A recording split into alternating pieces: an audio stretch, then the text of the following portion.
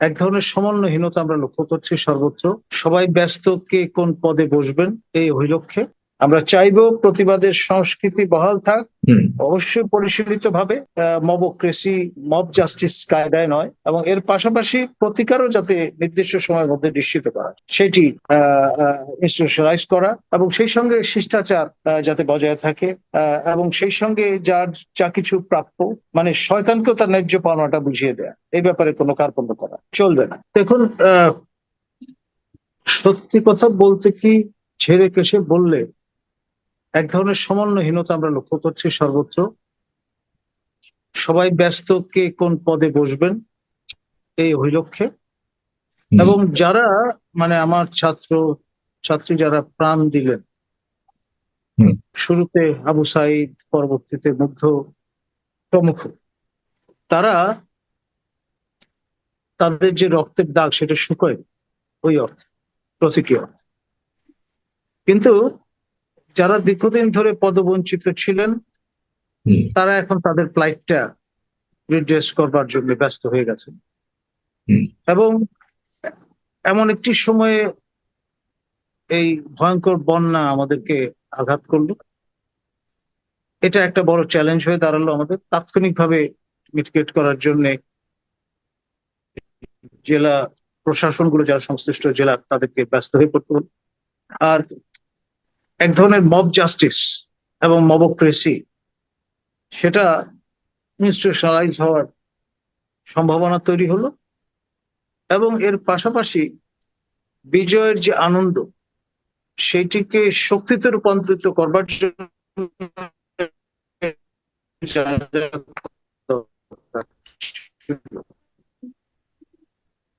তড়িৎ গতিতে দ্বিধাদ্বন্দ্ব পরিলক্ষিত হয়েছে। তাহলে সে বিষয়টা যদি আমরা মাথায় রাখি, তাহলে অত্যাবশ্যক ভাবে আমাদের যে বিষয়টায় মনোযোগ দিতে হবে সেটি হচ্ছে ডিমাইনিং।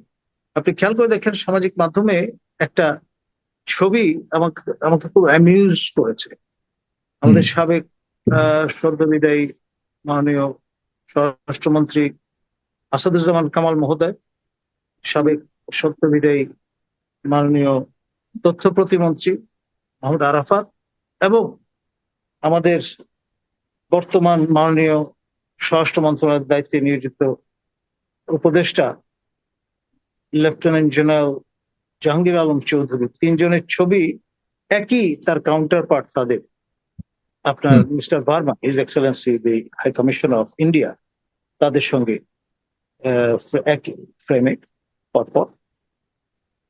আসাদুজ্জামান কামাল মহোদয়ের সামনে ভার্মা পা তুলে বসে আছেন, তিনি কাচুমাচু একটা ভাব নিয়ে উপবিষ্ট।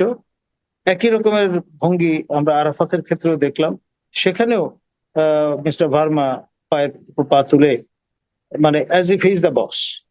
আর পুরো আপনার এই যে ডাইস উল্টে যায়, সেরকম একটি অবস্থা। আমাদের মাননীয় স্বরাষ্ট্র উপদেষ্টা মন্ত্রীর মর্যাদায় লেফটেন্যান্ট জেনারেল জাহাঙ্গীর আলম চৌধুরী, তিনি পায়ের উপর পা তুলে বসে আছেন, আর মিস্টার ভার্মা, তিনি একটা নতজানু ভাব নিয়ে তার সামনে উপবিষ্ট।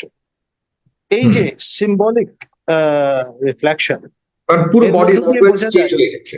হুম জি, একদম ডিম্যানিউর চেঞ্জ হয়ে গেছে। এবং এটি বজায় রাখতে হবে, এটি ধরে রাখতে হবে। এবং আমাদের সারওয়ার স্যার যে কথাটি বললেন, ইকুয়াল টার্মসে আমাদের ডিল করতে হবে। বিষয়টা যেন এমন না দাঁড়ায় বাংলা শিল্পবাদের মতো, মেরেছিস কলসিকা না তাই বলি কি প্রেম দেবো না। বারংবার আমরা বন্ধুত্বের কথা বলবো, বারংবার আমরা নতজানু একটি অবস্থান গ্রহণ করব, আর এর বিপরীতে ওই রকমের ডিম্যানিওর স্ট্যাবলিশ থাকবে, সেটা তো অ্যাকসেপ্টেবল না। আমাদের সময় এসছে ঘুরে দাঁড়াবার, এবং একটি আত্মমর্যাদাশীল জাতি হিসেবে বিশ্ব দরবারে যার নামে আমরা পরিচিত হতে পারি, আমাদের একমাত্র Nobel laureate, son of the soil, professor doctor Yunus, তিনি শেষ অব্দি কিন্তু হাল ধরেছেন এই বিপ্লবী সরকার, স্টিয়ারিং হুইলে আছেন। এবং সমন্বয়কদের মধ্যে দুজন মন্ত্রী সভায়, উপদেষ্টা মন্ডলীতে স্থান লাভ করেছেন। এবং আপনার বাকিরা সবাই কিন্তু অ্যাক্টিভ, হাইপার অ্যাক্টিভ।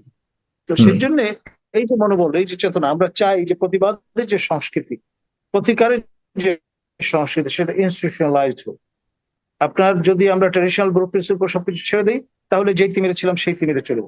আপনার স্থতগতি, দীর্ঘসূত্রিতা, প্যাথোলজিক্যাল যে আসপেক্ট গুলো আছে, ডিসফাংশনাল যে আসপেক্ট গুলো আছে, সেগুলি কিন্তু ম্যানিফেস্টেড হবে। তার ফলে জনগণ যেই প্রত্যাশা নিয়ে ছাত্র জনতার এই যে বিপ্লবটা ঘটিয়েছে, তা যে স্পিরিট, তা সমূলে কম্প্রোমাইজড হবে, সেটা আমাদের মুখ্য হতে পারে না।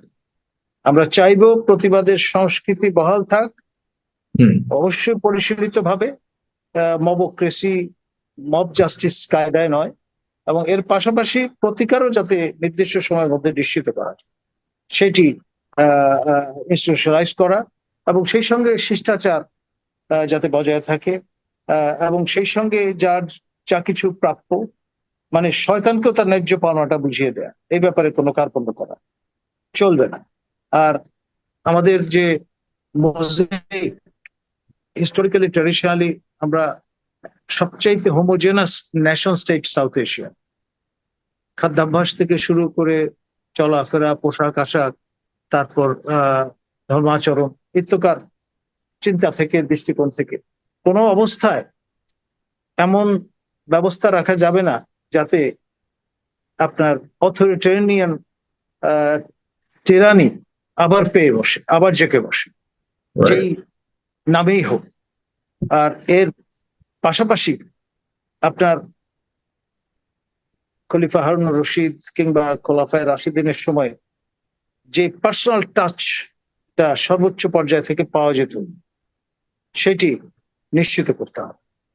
ব্রুনাইয়ের সুলতান হাসান আল বলকিয়া সারা বছর ধরে তার যারা নাগরিক সেই রাষ্ট্রের, তাদের প্রত্যেকের সঙ্গে আহার পর্ব সমাধা করেন ইন্টার্ন, কেউ বাদ যায় না। ছোট পপুলেশন, সে কারণে হয়তো সেটা সম্ভব হয়েছে। এখানেও প্রফেসর ইউনূসকে আইসোলেট করাটা ঠিক হবে না।